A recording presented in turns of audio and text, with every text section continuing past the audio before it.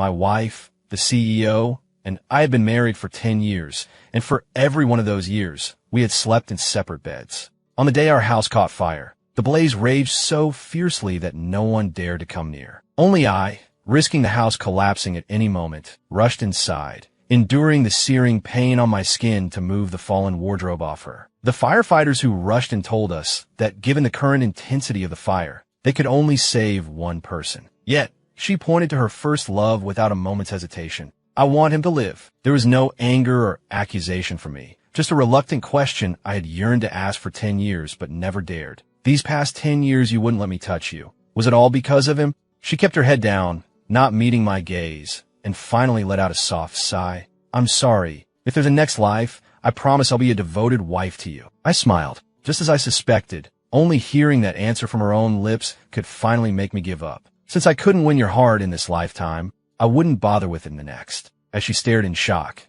I embraced her and plunged from the 6th-floor window, positioning myself beneath her to make my final farewell. Congratulations, our story is finished. Your story, it's just beginning now. When I opened my eyes again, I found myself on the way to enroll at Beacon University. I didn't hesitate. I used my connections to get transferred to the school furthest away from Rose Smith. But as I boarded the high-speed train bound for Capital University, a girl's shout echoed from outside. Meg Johnson, our story isn't over yet. It never will be. I turned my head to see a girl in a sports car, driving neck and neck with a high-speed train outside the window. Young master, we're almost at Miss Smith's place. Are the flowers your father asked you to prepare all set? Flowers? What kind of flowers? I opened my eyes, still a bit groggy, to see the butler looking at me with concern. Today's the day you and Miss Smith start college, isn't it? Didn't you say you'd bring her favorite jasmine flowers? Seeing the butler's cautious expression, and then looking down at my perfectly intact body, I finally understood. I had been reborn. I had been reborn to the exact day I was supposed to pick up Rose Smith for college. And this particular moment was because I had been so eager to see her that I'd left the jasmine flowers at home. The butler had already turned the car around. He knew, even without me saying a word, that I'd inevitably ask him to go back for them. Because anything Rose Smith liked, I would always get for her. After all, this kind of thing had happened countless times since we were kids. In everyone's eyes, Rose Smith was my future wife, the future young Mrs. Johnson. They naturally assumed that Rose Smith would happily marry me. After all, Rose Smith and I had always been good friends since childhood, but they only got half of it right. Childhood sweethearts are great, but how can they ever stand a chance against a first love? Rose Smith's family and mine have been close for generations. In fact, her family owed its current success entirely to ours. Mindful of her parents' feelings, she had been forced to break up with Adam Miller, who came from a disadvantaged background. At the wedding, the officiant asked if she would take me as her husband. She didn't answer directly, but with red-rimmed eyes, she asked me, "Are you satisfied now? I'm really going to be stuck with you for the rest of my life." Although the wedding went off without a hitch after that, I felt like a clown on the stage of those two people in that very moment. Even so, she never let me touch her during our 10 years of marriage. It's almost comical, but the most intimate contact I had with her in those 10 years was when I acted as her human cushion as we fell from the 6th floor. And even in death, she refused to utter a single insincere word to console me. Now, given another chance at life, it was heaven's way of giving me a fresh start. A forced relationship won't be sweet, so I'm letting it go. My previous life was filled with too much bitterness. This time, I only want sweetness. I patted Mr. Miller on the shoulder and said, "Mr. Miller, no need to turn back. Just take me straight to the high-speed train station. I'm going to Capital University. All right, I'll speed up now." Wait a minute. A violent screech of brakes echoed, but luckily I was prepared and had already grabbed the handle. Mr. Miller apologized repeatedly, then asked, "Young master, I heard correctly, didn't I?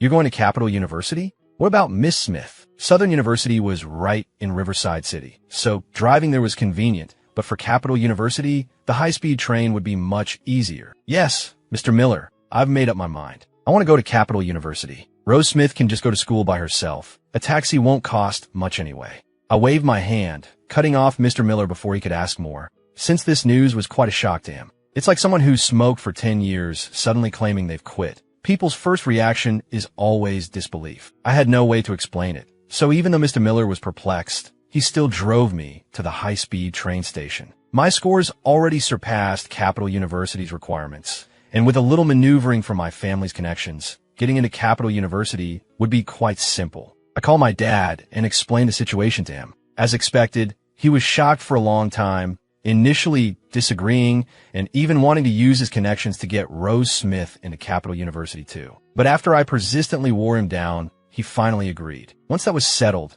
I looked back at my chat with Rose Smith. I had sent her over a dozen messages, and she hadn't replied to a single one. The latest message I'd sent was today at 9:50 a.m. Rose Smith's last response was from last week, a simple MHM. In truth, throughout all the years I'd known her, I'd constantly found different ways to chat with her and ask her out. Her most common replies to me were these three phrases. MHM, oh, are you done being annoying? And sometimes, she'd simply read my messages and not reply at all. I had originally planned to tell her I wasn't going to Southern University, but then I realized she didn't care about me in the slightest. So why bother putting myself through that pain? Finally, I glanced at her Facebook feed, which contained very little, just a few photos with Adam Miller. She didn't like posting on Facebook.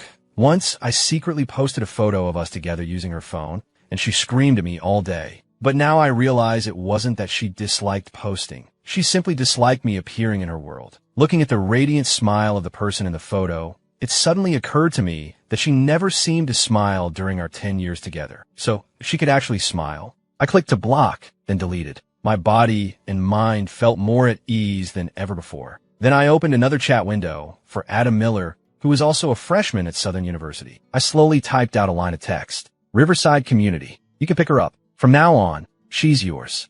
I didn't mention a name, but he would surely know who I meant. Then I blocked and deleted him. Rose Smith, I owe you nothing more. In this life, I'll walk my clear path, and you can take your perilous one. We'll have nothing to do with each other for the rest of our lives. Inside the high-speed train station, only 10 minutes remained until departure. My phone rang several times, and the caller ID showed Rose Smith. Initially, I was a little shocked, as I had always been the one to call her. She had never once called me before. But I only paused for a moment before blocking her. It was simply because she realized I hadn't gone to pick her up. After I'd practically worshipped her for over 10 years, she was accustomed to me always being at her beck and call. Her call now was undoubtedly to scold me for not showing up yet. I had been a doormat my entire previous life, and this time, I was determined to sever all ties with her. Naturally, I wasn't going to put up with her anger right before I left. Let's rewind 10 minutes. After Rose Smith finished her makeup, she received a call from Mr. Miller,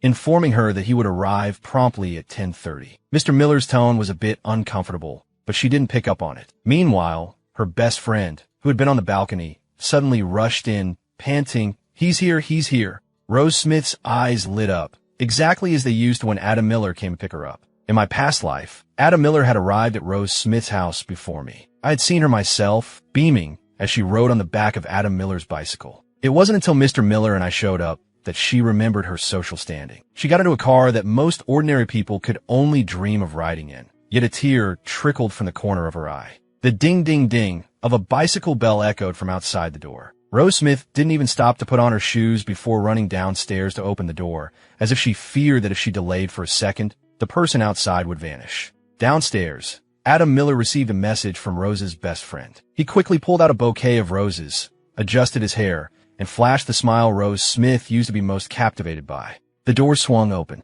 Rose. There was no response, no embrace like he'd imagined. Adam Miller only saw Rose Smith glance right past him without a pause, looking around as if searching for someone else. "Rose, I'm here to pick you up. These are your favorite roses." Adam Miller thought she hadn't heard him, so he repeated himself and offered her the roses he held. This time, Rose Smith took a step backward. A polite smile and a carefully composed expression remained on her face as she said, "Thank you, Adam Miller, but I can't take the flowers. My boyfriend, Make Johnson, will be here to pick me up shortly." The roses fell to the ground. It was the first time he had ever heard Rose Smith acknowledge Make Johnson as her boyfriend. Her best friend standing nearby couldn't help but ask, "Rose, didn't you say you didn't like Make Johnson? How could you?" Rose Smith knew what her friend was about to say. She just shook her head and looked at Adam Miller. "Thank you for coming all this way, but my boyfriend will be here to pick me up very soon. Please leave quickly. I'm afraid Make might get the wrong idea." Adam Miller, who had been somewhat flustered, suddenly laughed when he heard this. "Rose, you don't know, do you? Make Johnson isn't coming. He's the one who messaged me and told me to pick you up." Rose Smith was stunned. "Impossible. He loves me more than anyone. How could he say something like that to you?" Everyone in our circle knew that Make Johnson was madly in love with her, and notoriously possessive. How could he ever let his frenemy pick up his woman? Seeing how certain she seemed, Adam Miller became even more smug. He scrolled through his chat history, saying, "Make Johnson is just a playboy. Maybe he got tired of you, and that's why he sent me to pick you up. Rose, he's a jerk. I'm your true love. Don't worry, I'll definitely make something of myself and give you a good life." No, that's impossible. Mr. Miller just called and said he was on his way. Rose Smith's face turned pale. She stared intently at the watch on her wrist. The hands were pointing to 12. A red sports car, roaring, pulled up in front of the crowd. Rose Smith's eyes lit up. It was Mr. Miller who emerged from the car. Adam Miller had indeed been lying to her. She composed herself, ran up to Mr. Miller, and gave him a sweet smile. "Hello, Mr. Miller." Mr. Miller, usually so warm and enthusiastic, now seemed hesitant to meet her gaze, stammering, "Miss Smith, please get in the car first. I'll take you to school." But Rose Smith didn't get in. Instead, she gripped her skirt and stared at the car's back door. If I were there, perhaps I'd know what she was waiting for. In my past life, Mr. Miller hadn't even fully stopped the car before I impatiently rushed out with the jasmine flowers, just to see her a second sooner. But now, there was no movement inside the car. The phrase, "Make Johnson ask me to pick you up," for some reason, replayed in Rose Smith's mind. Miss Smith. Mr. Miller, is he in there?" Mr. Miller seemed hesitant to look at her as he explained, "The young master, he's not awake yet. I'll take you to school first." Rose Smith's smile faltered, but she forced herself to keep smiling. "Then let's go pick him up together. I'll go to school with him." Cold sweat trickled down Mr. Miller's forehead. He seemed a bit puzzled, wondering why Miss Smith, who was usually indifferent to the young master, had suddenly become so concerned about him. But a secret can only be kept for so long. Mr. Miller wiped his brow and said, "Miss Smith, I should just take you to school first." The young master, he already left on his own. Rose Smith picked up the bouquet of jasmine flowers from the corner. But wasn't he just in the car? Didn't he love taking me to school with him more than anything? Well, finally, with no other options, Mr. Miller had no choice but to confess the truth. The young master, he took the high-speed train to Capital University. Before he could finish, Adam Miller finally found the chat history. Rose Smith, who had been relatively calm until now, suddenly snatched the phone. She trembled all over,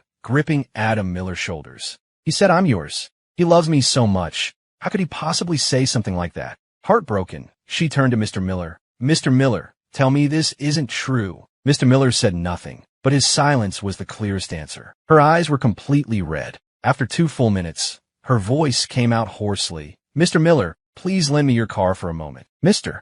Miller couldn't help but interject. At this hour, the young master has probably already boarded the high-speed train. It might be too late to go now. But at that moment, Rose Smith was already in the driver's seat, her voice trembling. "It's not too late. Even if he gets on a plane, I'll chase him down. He'll never get rid of me in this lifetime." Rose Smith drove while making phone calls. The deep red exclamation marks in the iMessage interface deeply agitated her. He didn't answer any of her calls, not even 1 or 2. She kept telling herself that Make Johnson just hadn't seen the calls, that he wasn't intentionally ignoring her. But it wasn't until her last call indicated that the recipient's phone was off that Rose Smith finally burst into tears. She pressed harder on the accelerator, ignoring the angry shouts of other drivers as she sped toward the high-speed train station. She had a premonition that if she failed to see Make Johnson this time, everything between them would be over. A journey that normally took 30 minutes, she completed in a mere 10.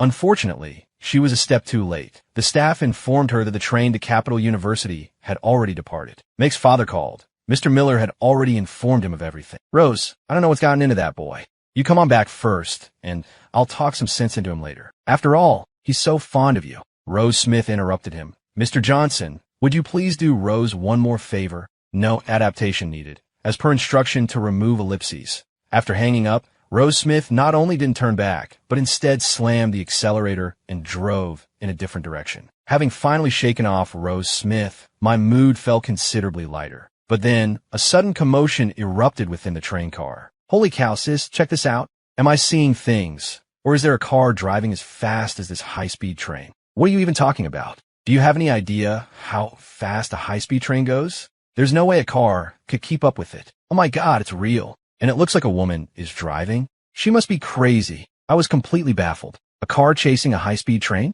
What kind of stunt was that? I turned my head to look, and sure enough, there was a red car tightly following the high-speed train, overtaking vehicle after vehicle ahead of it. This looks like Mr. Miller's car. Everyone was amazed and curious, pulling out their phones to take pictures. A car chasing a high-speed train was a sight rarer than a UFO. After all, to match the speed of a high-speed train, that car had to be doing at least 300 miles per hour. One slight misstep, and it would be scattered all over the place. This wasn't just chasing a high-speed train. It was clearly a race against death. But what was even more surprising was that the red sports car opened a small window, and someone held out a megaphone. However, the high-speed train's velocity made it impossible for anyone to clearly hear what she was saying. Everyone crowded around the windows, hoping to catch what the driver was yelling. Only I remained seated in shock. Through the small opening in the car window, I saw her face. It was Rose Smith. What was she doing? Has she gone completely mad? A passenger with exceptional hearing repeated her words out loud. Meg Johnson, our story isn't over yet. It never will be. My heart skipped a beat. I had spoken those exact words right before I died in my past life. Was this a response to me? Could she have been reborn as well? My mind was in turmoil, and the chatter of the people around me made it impossible to concentrate. Which one of you is Meg Johnson? This woman is probably looking for him. Our story isn't over yet. TSK. Sounds like the guy must have dumped the girl. Oh my goodness, I recognize that car. It's a new Cadillac, worth at least a few million. This woman's family must be loaded. What kind of guy could possibly bring himself to dump her? I just zoomed in on my phone, and though it's a bit blurry, you can tell she's a real beauty. And at this speed, even if she doesn't crash, that car will be totaled anyway. She's risking her life to chase a guy. I'm actually a little jealous. Seriously, who exactly is Meg Johnson? Is he even a man? Someone needs to come out and say something. The people around me were buzzing with chatter, but aside from the conductor, probably no one knew who Meg Johnson was. They likely assumed he was in a different car. I had a headache. In my previous life, we were married for 10 years, and she never let me touch her. Why? After I made up my mind to leave, did she suddenly take on this demeanor?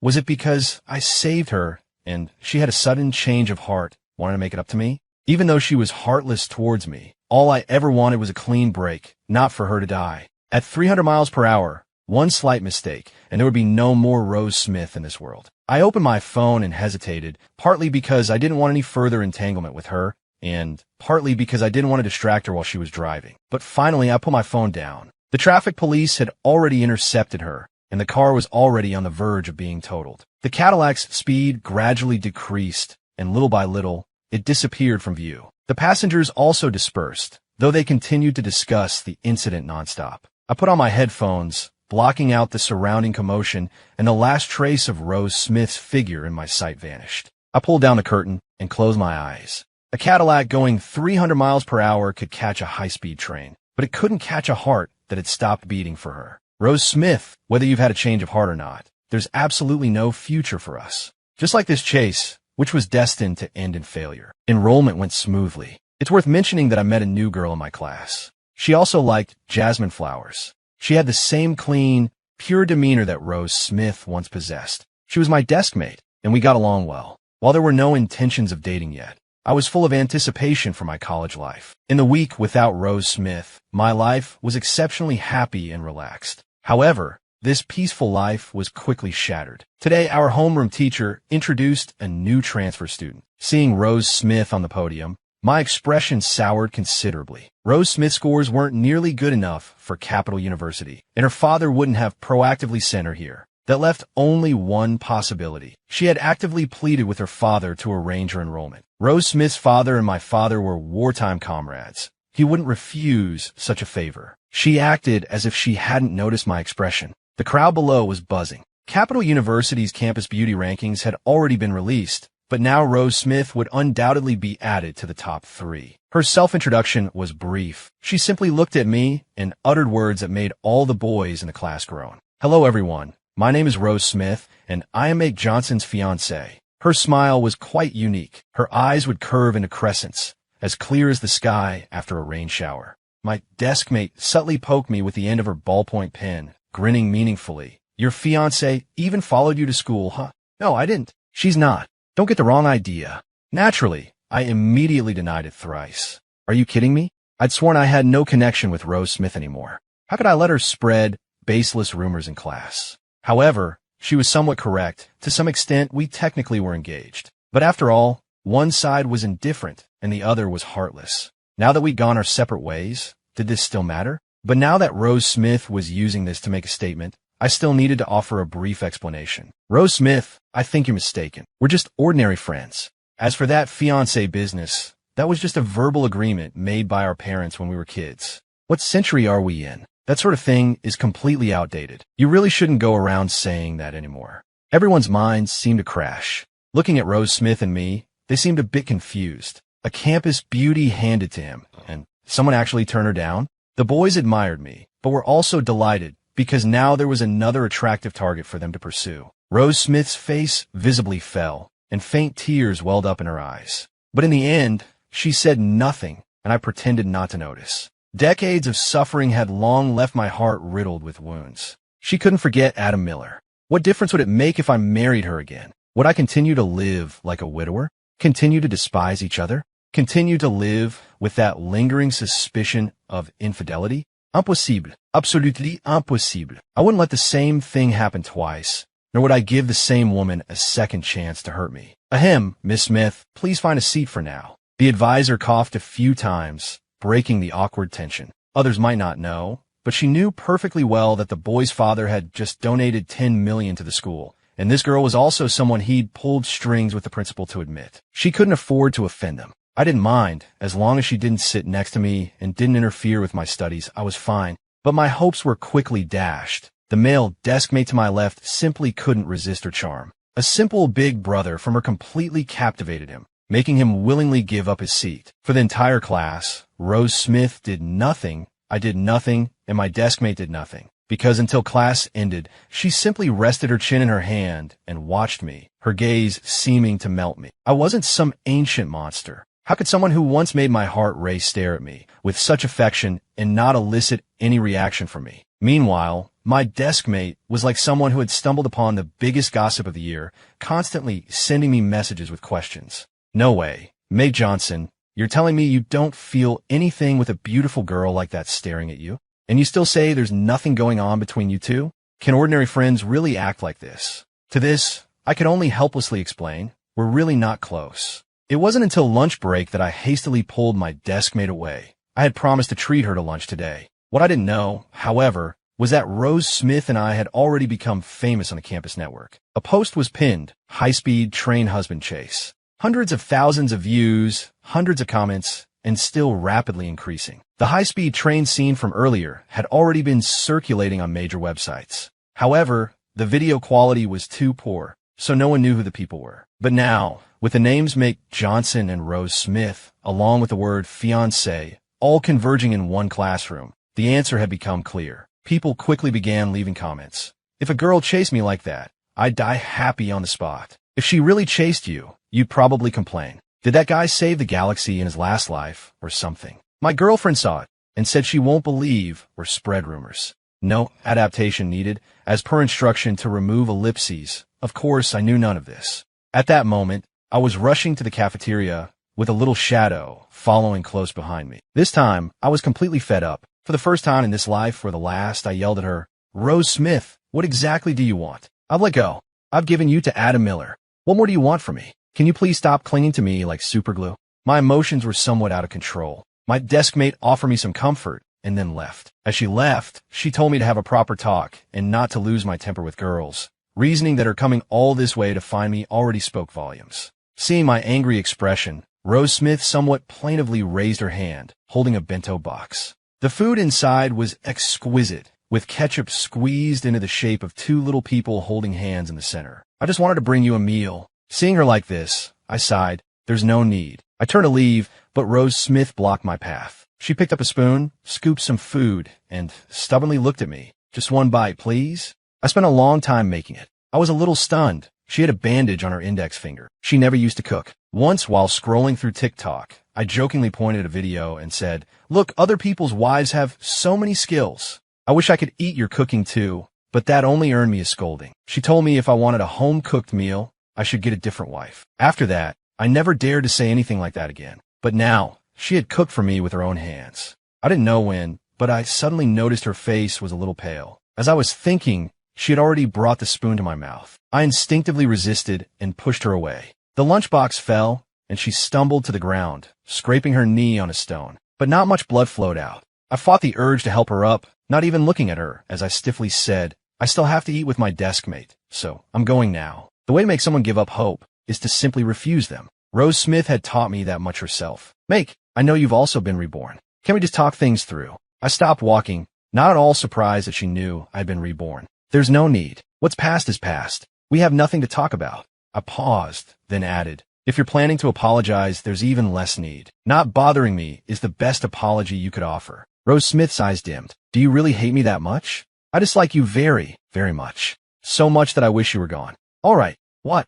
I was momentarily stunned. Those words had been said in anger. After all, she was someone I had once loved. If I can't have it, I'll destroy it. Wasn't how I operated. She seemed pleased with my reaction, and she smiled, her complexion appearing a little more radiant. It's nothing. Meg Johnson, if you want me to leave, I will, but only if you grant me one request. Fine, anything you ask, as long as it doesn't involve us being together. I didn't hesitate. At this moment, all I wanted was to completely be rid of Rose Smith. She smiled, her eyes curving like a victorious little fox. I want you to spend 5 days with me. No, for days. For these 4 days, you have to do everything I say. I instinctively wanted to refuse, but she quickly cut me off. If you don't agree, I'll stick to you forever until I die. I'll demand that your father let me marry you, and I'll announce to the whole world that you're my husband, making sure no other woman ever dares to like you. You. I was so furious I couldn't speak. She smiled again. But if you agree, after 4 days, I won't appear in your life again. I stood stunned, pinching my nose. It's just 4 more days of suffering, right? I've endured decades, so a few more days won't make a difference. In this life, I refuse to let Rose Smith ruin my life again. These past few days felt incredibly strange. I thought Rose Smith would impose some really difficult conditions on me, but we genuinely acted like a normal couple, eating together, watching movies together, walking hand in hand on the sports field. At first, I resisted strongly, but she threatened me, saying that having come this far, backing out now would make me look bad. I had no choice but to begrudgingly accept. However, I didn't agree to her request for kissing or anything more. During this time, I also asked her why she was suddenly being so nice to me. Was it out of guilt? She shook her head and said nothing. Over those 3 days, I also asked myself if I felt even a flicker of attraction. The answer was yes, but it wouldn't be the same feeling I had before.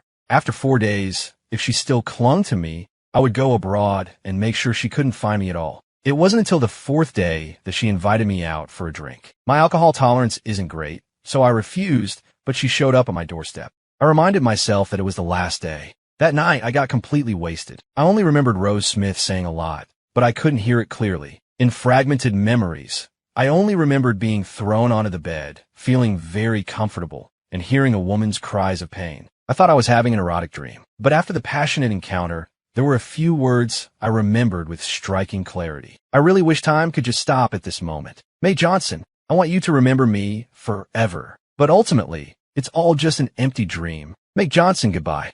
I hope you meet a girl who loves you more in the future. Mae Johnson, please, don't forget me. The fragments were scattered, and I woke up from my dream with a start. The sheets were clean and tidy, and there was only one unopened toothbrush on the sink. All signs indicated that I was the only one in the hotel room. I clutched my head, muttering to myself, did I lose my mind coming to a hotel alone and drinking this much? But I seem to remember someone coming to the hotel with me, didn't they? I hit my head, but I couldn't recall a single thing. I asked the hotel front desk, and she also told me that only I had checked in yesterday. The campus atmosphere was vibrant with youthful energy. In class, I looked at the empty seat beside me and suddenly asked my desk mate, Autumn, do you remember someone sitting next to me? She laughed. The one who used to sit next to you was a chubby kid, but he farted all the time, so now he sits as far away as possible. Oh, as I caught the scent of jasmine wafting from her, I gradually stopped feeling suspicious. But for some reason, every time I thought of that non-existent figure in my memory, my heart always felt an inexplicable sharp pain. Selfish Rose Smith, when I opened my eyes again,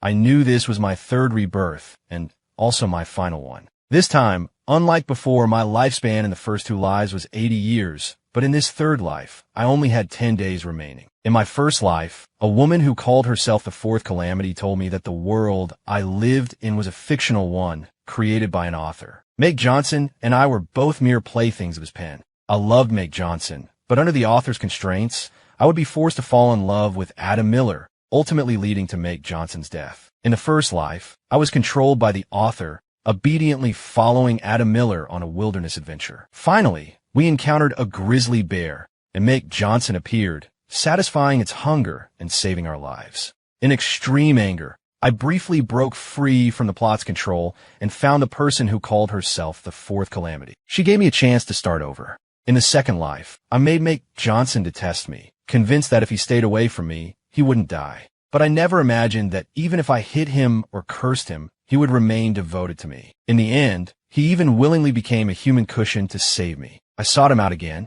and he told me there was only one way to break free from the author's control. I was the protagonist of this world. If I died, the plot would unravel, and this world would no longer be controlled by the author. I didn't hesitate. I wanted Make Johnson to live. He died for me twice. This time it was my turn. With 3 rebirths, not only I, but Make Johnson also regained his memories. I was no longer the female lead, and Make Johnson had also escaped his destined demise. I should have just left, but I couldn't bring myself to. I couldn't bear to leave Make Johnson. After I died, everything about me would be erased from this world, including Make Johnson. He would forget me. I truly couldn't bear it. That night, I was utterly wild, exhausting him completely. On his shoulder, I bit a very deep mark, hoping it would be etched onto his body forever. I hope he would remember me when he saw it, even though everything would vanish by tomorrow morning. My body dissolved into a shower of light, and Rose Smith's story was over. From now on, no one would remember her.